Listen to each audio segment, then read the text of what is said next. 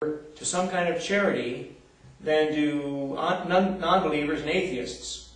Atheists on average give $200 a year to some kind of charitable venture. Church-going people who believe in God give on the average $100 a year. 5 times as much or 6 times as much. So they know that church people and America is a very religious country, and a lot of people go to church.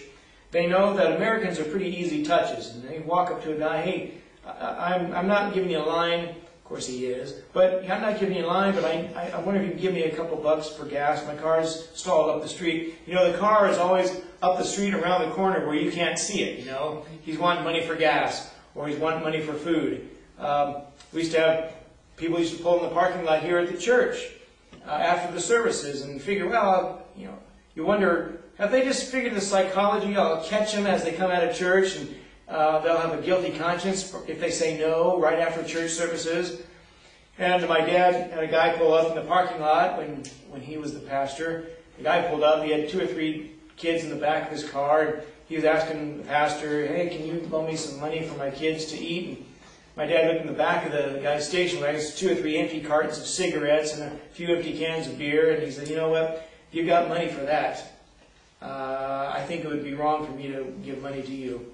I'm sorry. I don't like saying no, but I think you need to get your priorities straight and send him on his way.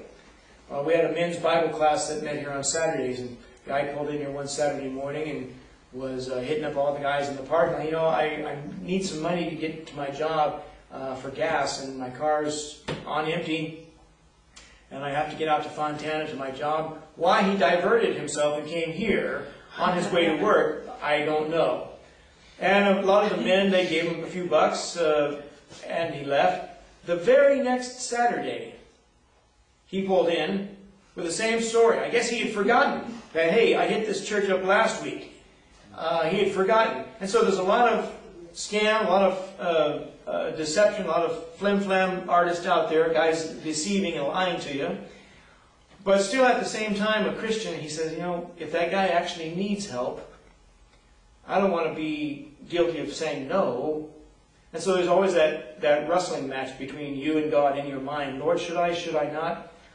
I went to, was down the 99-cent store in Ontario. I pulled in the parking lot there. I saw a guy walking through the parking lot, you know, approaching cars, approaching people. And I didn't give him much thought. I wondered if he was a beggar or looking for a handout. So I got out of the car and I was walking into the entrance. And by this time, he saw me going into the entrance. He comes up to me, his hands out, and he begins asking me in Spanish for help. He didn't speak a word of English. In my mind, I thought, learn English first. This is California. The state language is English. You got to at least learn English if you want to beg from an English speaker. Maybe it was wrong of me, but I just said, no hablo español. I can't speak it, so I just walked in. And he looked able-bodied. I mean, he looked healthy and able-bodied, and I don't get it. I just don't get that. But that's another problem of society. Anyway, someone says to you, listen, I need help. I don't know if I can pay you or not. I'm just asking if you can help me. If I'm able to pay you, I'll certainly try. And you can judge from the details whether it's legitimate or not. And you say, well, I wish you well. Let me pray about that. I'll keep you in my prayers. And you don't help them in the thing that it's in your power to help them with, then the sin becomes on you. Look at James chapter 4, verse 17. James chapter 4, verse 17. Just over a page.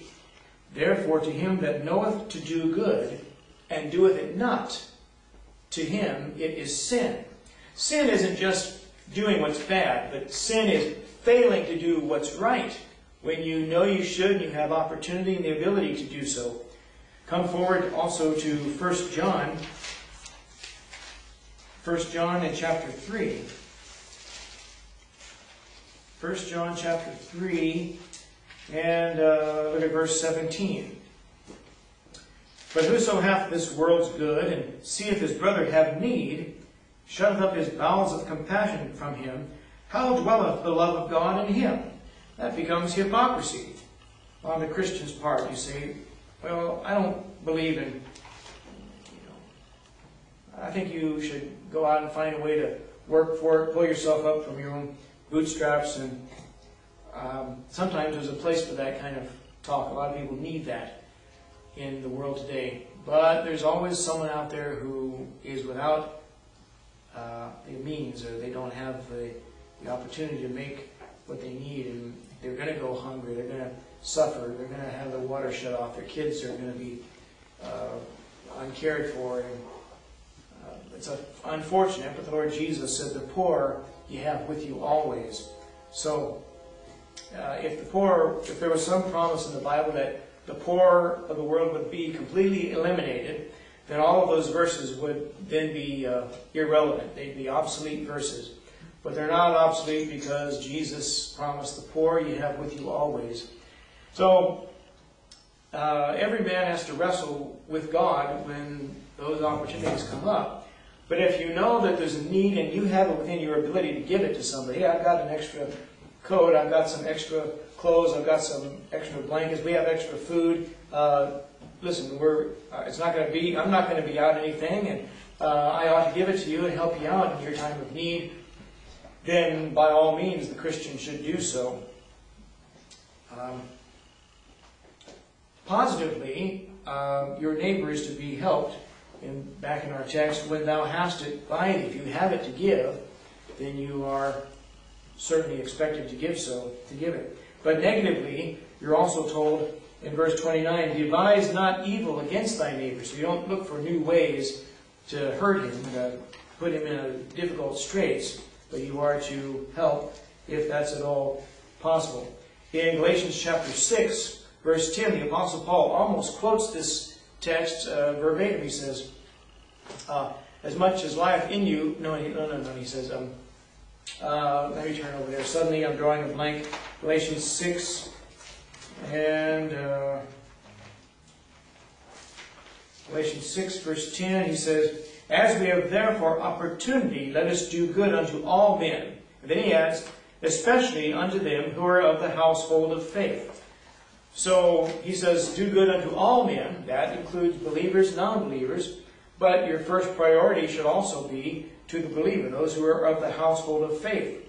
If you can't show kindness to your fellow Christian, then how can you show kindness to a stranger? How can you show kindness to some unbeliever that you don't know? Some people find it easier to give it to somebody that's not a believer than to some Christian, because they figure, well, the Christian has an obligation. He should have a certain amount of guilt and he should pay me back. I don't expect that stranger to pay me back, but the Christian, he should... Listen, if you have that standard for the guy you don't know, why have a double standard for the Christian you do know? Give without the expectation of being paid back, and I think the reward will be greater. But the idea is that you can't help somebody saying, I wish you well and I'll keep you in prayer and hope everything goes well for you, when the guy's freezing and he needs a place to sleep that night, or his kids are in the back seat of the car and they've just been rolled on the highway on their vacation. They need a motel room or something. Well, come back to Deuteronomy chapter 23. We'll look at a few examples of this in the Bible.